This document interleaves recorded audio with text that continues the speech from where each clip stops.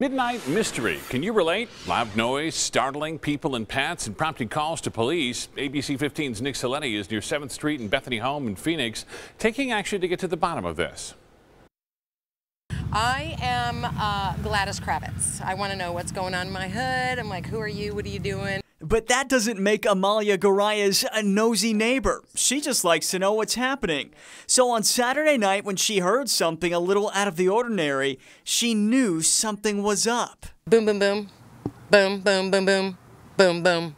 Counted to 10. At first, Amalia thought it could have been gunshots that she heard from her backyard near 12th Street and Highland. So I thought, okay, that can't be really a gunshot because it's not a shotgun sound. She wasn't the only one confused. A lot of neighbors asking us about the sound. So we asked Phoenix police, who say an officer in the area at the time heard what he thought were fireworks.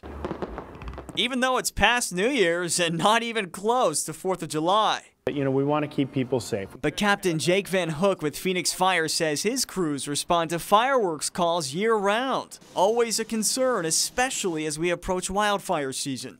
Things are just brittle, they're dry, they're more flammable. Knowing the rules is important, but Amalia says knowing your neighborhood is probably the biggest takeaway. It's just being aware. I think it's extremely important.